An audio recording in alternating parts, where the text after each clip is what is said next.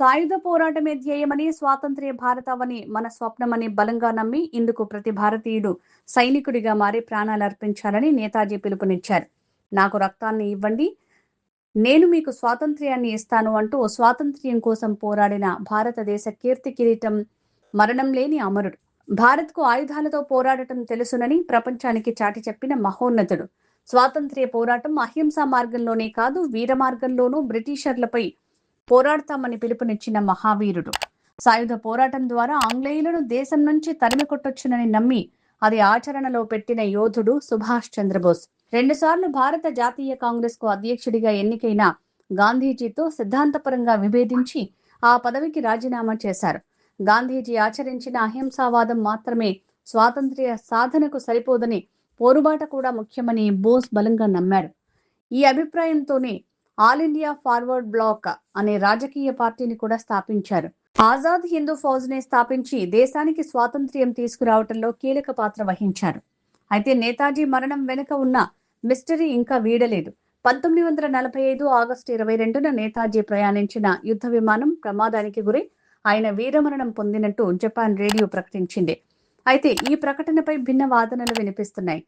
కేంద్ర ప్రభుత్వం నేతాజీకి సంబంధించి 100 సీక్రెట్ ఫైళ్లను విడుదల చేసినప్పటికీ ఆయన మరణం వెనుక కారణాలు ఇప్పటికీ ప్రపంచానికి ఓ మిస్టరీ లాగానే మిగిలిపోయింది.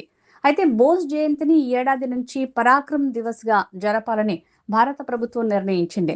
ఈ మేరకు కేంద్ర సాంస్కృతిక శాఖ అధికారిక ప్రకటన జారీ చేసింది. నేతాజీ 125వ జయంతిని ప్రభుత్వం ఘనంగా నిర్వహించడానికి ఏర్పాట్లు చేసింది. ప్రజలందరూ కూడా ఆయన జయంతి వేడుకలు ఘనంగా జరుపుకోవాలని డిసెంబర్ 21న ప్రధాని నరేంద్ర మోడీ పిలుపునిచ్చారు. 1879వ సంవత్సరం జనవరి 23వ తేదీ ఒడిశాలోని కటక్లో జానకీనాథ్, ప్రభావతి బోస్లకు నేతాజీ జన్మించారు. చిన్నతనం నుంచి విద్యలో రాణించిన బోస్ రామకృష్ణ పరమహంస, స్వామి వివేకానందుడి మార్గంలో పయనించి సన్యాసం తీసుకోవటానికి తీర్మానించారు. మానవ సేవే మాధవ సేవ అనే నినాదం రామకృష్ణ ఉపదేశించిన దేశాభిమానంతో ముందుకు సాగారు. జాతీయ కాంగ్రెస్ లో చేరి దేశ స్వాతంత్ర్య పోరాటంలో పాలుపంచుకున్నారు. శ్రీ ఆర్య పత్రికలో సంపాదకుడిగా ఆయన రాసిన వ్యాసాలు స్వాతంత్ర్య సమరంలో పాల్గొనే వీరుల్లో ఉత్సాహాన్ని నింపాయి.